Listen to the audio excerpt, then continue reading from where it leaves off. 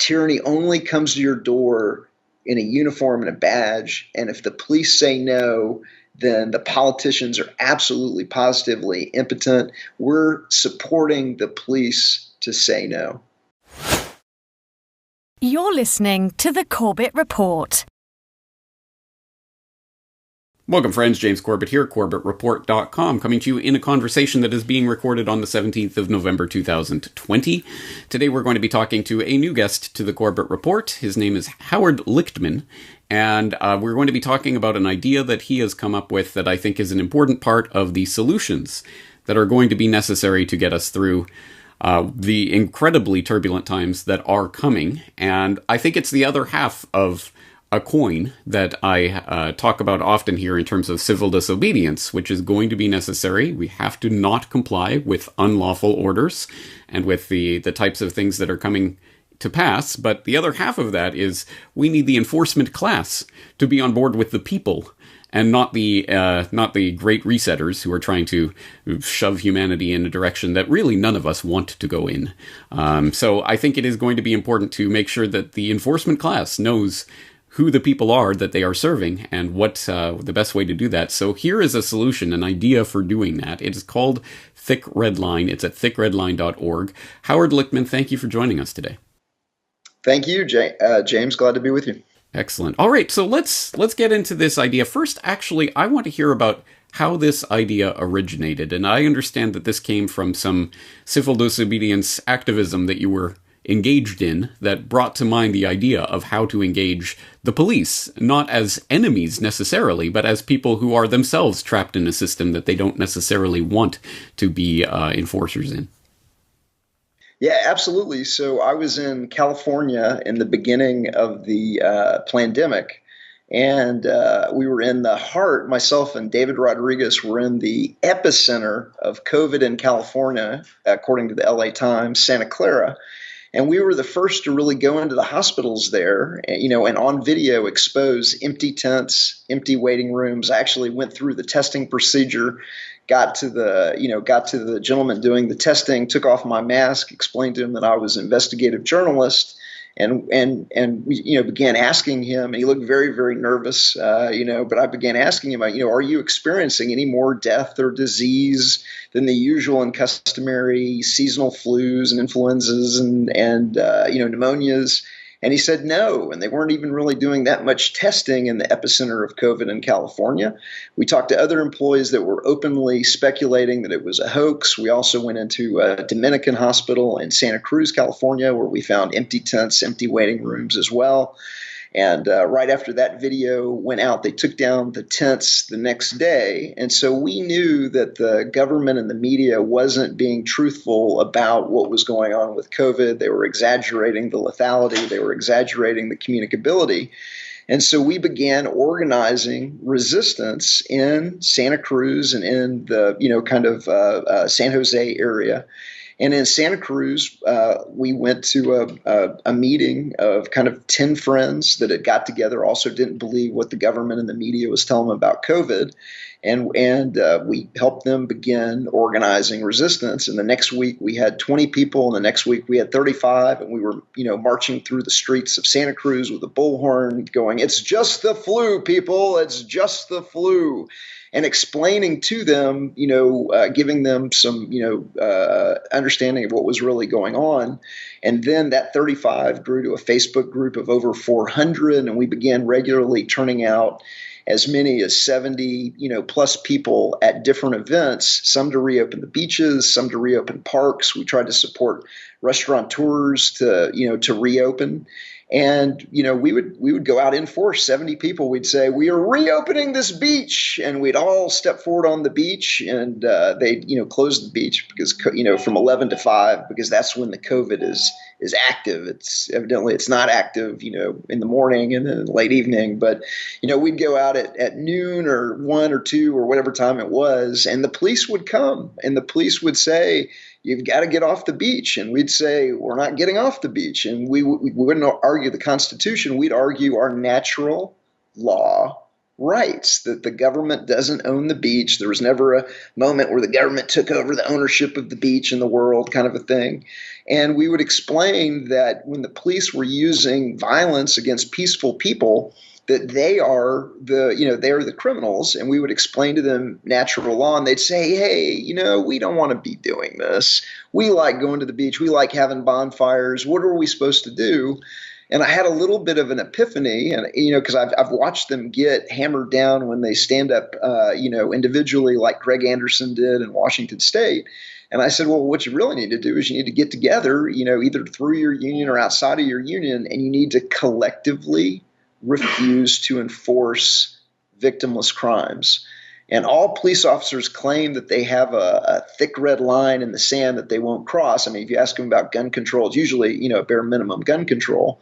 And so what we did is we said, well, really the logical and the moral place you need to draw the line is no victim, no crime. That is peace and equal rights for all. And you could see that they liked that idea. That was really, they were really thinking about it. And so then it kind of grew from there. One of my friends said, hey, I'll pay for a website. We began building a website. And then about 2 weeks ago, we launched. We raised over $1,000 in less than a week. And tomorrow we're announcing a major gift of $5,000 in Bitcoin Cash from Roger Ver.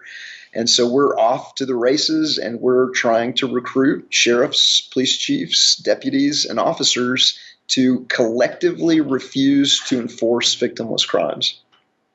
Such an important idea, such a simple idea, such a powerful idea. And I think it speaks to the fact that although sometimes we can forget it, depending on what side of that red line we're standing on, but these cops are humans as well.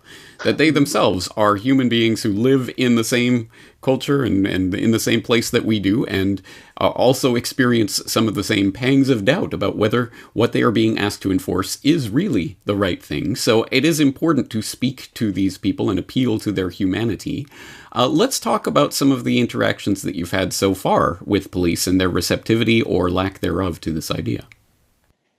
So I'll tell you this: during the beach protests, in the 2 months that I was in the area, we shut down the police 8 times in 8 weeks. So every single time that they came out to try and get us to leave the beach, we would say no, and we would kind of lock arms ourselves. And ultimately, they would threaten to fine us, and they threatened this, and they threatened that. They did steal David Rodriguez's car one day, but other than that, they were never really able to get us to acquiesce and stand down on our natural law rights. And so, a right not exercised is a right lost. And so we just, we told them, look, we're not trying to be difficult, but it is our right to be on this beach, and so we won every time. I've talked to I've started the conversation with sheriffs. I've started the conversation with deputies. I've had deputies that are giving me the inside scoop on how to, tips to organize different, to organize, sheriff's departments are easier than police chiefs because the sheriff is an elected official and the police chief serves at the will of politicians. And so we've got people that are helping us along the way within certain sheriff's departments. And I've talked to sheriffs that are actually thinking about it. One in particular, I don't want to give a name out yet, but that's been very interesting. And another thing is, and you'll find this on our press release when we announce, but we actually have on our board of advisors an alderman from the city of Vergennes, Vermont, who gave us a great quote. He said, I don't want our officers wasting their time on victimless crimes. I want them focused on real crimes with real victims. And so I haven't met anybody else really that doesn't really like the idea yet. And so it seems to be an idea that unites the people and the police against the politicians. And it really is the politicians that are trying to force the police to use violence and be immoral to either raise revenue or to, engineer social engineering or, what I would call economic warfare based on, disease models that have already proven to be flawed and incorrect. And so everybody seems to like the idea and nothing but positive so far. That's very good to hear, because I think this speaks to the way that we are trapped in by ideas and narratives that can be blown over it with a strong gust of wind if we actually try. For example, I think that the police and the sheriffs and all these people are trapped in their own narrative of, oh, well, there's nothing we can do. We don't want to enforce these laws, but we have to. And on the flip side of that, a lot of people will go along with these mandates. Well, they closed the beach. I guess there's nothing we can do. Just got to stay home. And no one even thinks to break that condition. No, I'm going to go out to the beach, even though they are telling me not to do so, and I'm not going to leave unless they physically drag me off. And no one thinks to challenge these things, so they don't understand that actually maybe they can break out of these narratives that they've been given, and maybe there's a different way of handling this. So let's look at the vision of what you have for Thick Red Line. What is this campaign aiming at? Where is it going from here? How do you want it to spread? So, right now we're starting with the sheriffs that have already said no to some aspect of either the lockdowns or red flag laws. And for the viewers that aren't familiar with red flag laws, certain states are instituting gun confiscation, not widely, but just one by one. Maryland is a perfect example where they said, you have a Second Amendment, but if a neighbor or a friend or a police officer or a judge decides that you might be a danger to yourself, then we can come and we can take away your Second Amendment one at a time. And the first time that they did that in Maryland, I think it was a 63-year-old man that didn't want to give up his guns, and so they killed him. And they've now done 300 plus red flag law raids on different individual gun owners in the state of Maryland, including no-knock SWAT team raids. And in one of those no-knock SWAT team raids, a 20-something libertarian activist was shot dead in his bed while sleeping during this no-knock SWAT team raid. And so there have been sheriffs that have already said, we're not going to enforce red flag laws. We're not going to force these lockdowns. And so we're starting with them.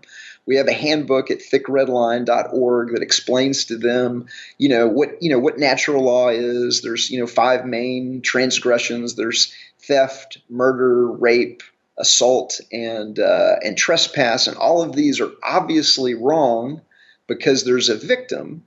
And the word right, everybody says, I have a right to this, I have a right to that. Well, many people don't understand that the word right also comes from the natural law tradition, and a right is anything that's not a wrong.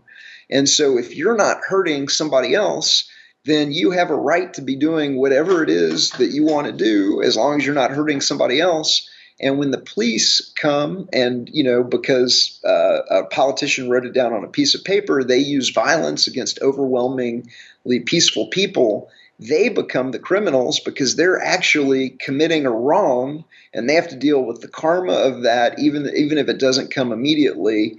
And so, not only would this end the lockdowns and end the war on people that is called the war on drugs, but it would also save the taxpayers billions, and it would break the backs of drug cartels and pimps. It would keep hundreds of thousands of peaceful people out of for-profit prison where they're frequently forced to work as slave labor. But finally, it would restore respect to the police. And so everybody wins. The police wins. They don't want to be doing this. We've talked to them. I've talked to dozens and dozens of police officers. I know they don't want to be raising revenue on their friends and neighbors, but they haven't had a way out until now. And that way out is collectively refusing to do it, supported by the community. And we think that that's an idea that's got some legs. It seems to be taking off, and so that's what we're working on right now. Is we're starting with the sheriffs that we already know have the courage to say no to using violence on peaceful people. For people who want to find out more about this idea and what you're doing, how can they find that information? And for people who are already on board with this idea and want to help, how can they do that? So thickredline.org is the website. And on the website, there's 2 things that you can do. You can download the handbook, and you can also sign up for some trainings, some over Zoom that we're putting together that will teach you how to organize your own community and your own sheriff's department or sheriff's office or police department to go thick red line. We have cards for cops that you can order, and they explain the basics to rank and file deputies and officers, or the sheriff or the police chief. And we're especially looking for people in each community that have gravitas and that have the ability to go and schedule a meeting with the sheriff or with their elected officials and with journalists and the local newspaper, and kind of, explain to these constituencies, all of the benefits of going thick red line. Right now, as you know, Black Lives Matter is pushing to defund the police. And while we share Black Lives Matter's frustration with police abuses, we are excited to let them know that there is a much better solution that doesn't throw cities and towns into turmoil because it, immediately ends any kind of armed protective services that are available in the city, but achieves the exact same outcome with all of these other, benefits that just defundment doesn't achieve. And so we've got some trainings, we've got some cards for cops, and you can find it all at thickredline.org. That's awesome. I very much am excited about this idea and hope that it develops from here. And I know that most of my audience will be on that side of people who are subject to these laws or these rules that are being handed down from on high and enforced by people who may not necessarily even want to enforce them. So I want to stress again that this is a narrative that people are trapped in, and you don't know who is on your side until you actually stand up to it. And you will be locked inside your own mental prison, first of all, before you're locked inside your home.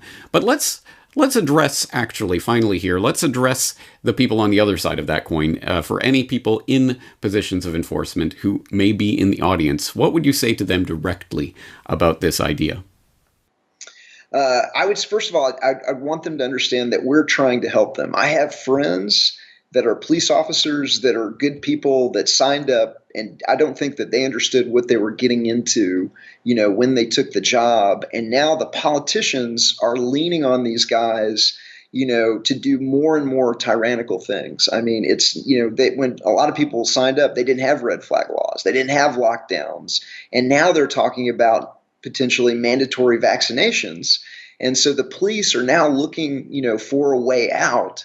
And so this is a way out that allows them to keep their jobs, restores respectability, but at the same time ends the violence and ends the kind of the practices that are causing racial and societal division in our cities and in our towns.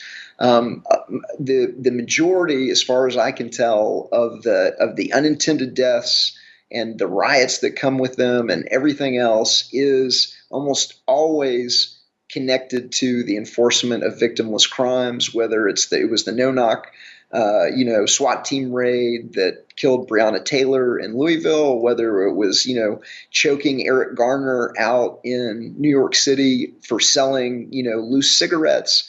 It's almost every single incident where the police are committing, these unintended killings with their unintended consequences. It is the enforcement of victimless crimes. They don't want to be doing that. They don't want to be, raising revenue on their friends and neighbors through what Sheriff Mack calls taxation through citation. And so they have the ability to say no. And that's really the good news. When the police are going after murderers, rapists, and thieves, everybody loves the police. Everybody loves the police when they're going after real crimes with real victims. It's only the raising the revenue and the victimless crimes that lead to this racial and societal division. If you end that, then you've got all of these benefits, and it saves the taxpayers billions to boot. And so I want them to know that option is out there, and that they have friends in the community that will stand behind them. And the community will stand behind them, because I haven't met anybody that wants them to be enforcing these victimless crimes or raising revenue on their friends and neighbors. And so they need to understand that the community is behind them. They have the ability to say no.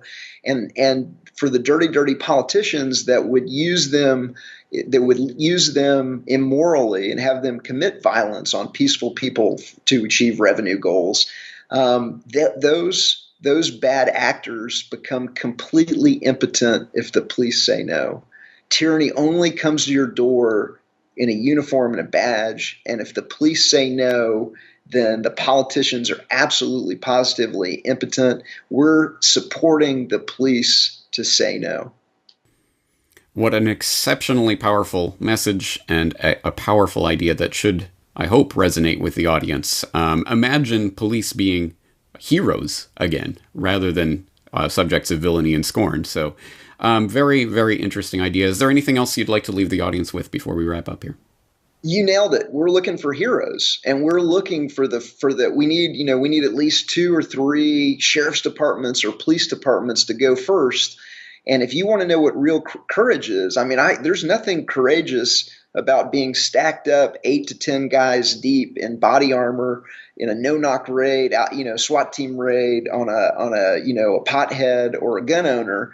I don't call that courage. What I call courage is standing up against these politicians and saying, hey, we're not going to do it, supported by the community. That's real courage. We're looking for the first couple of heroes that want to go first, and I lean on your audience to help us identify those sheriffs, police chiefs, deputies, and officers that have the courage to go first, because that's what the world needs at this time. And hopefully this is an idea that doesn't just stay contained in the United States, but spreads out across the world. Because if the enforcement arm of the politicians say no, that could be something that could go global. And so we're looking for people to take it global as well. We're looking for heroes. Please help us find those heroes. Howard Lichtman, thickredline.org. I hope people will check out the site and see if there's a way that they can get involved with this idea. And we're going to leave it there for today, but I hope you can join us again to update us on this idea as it develops. Thank you again for your time. Thanks, James. I appreciate it.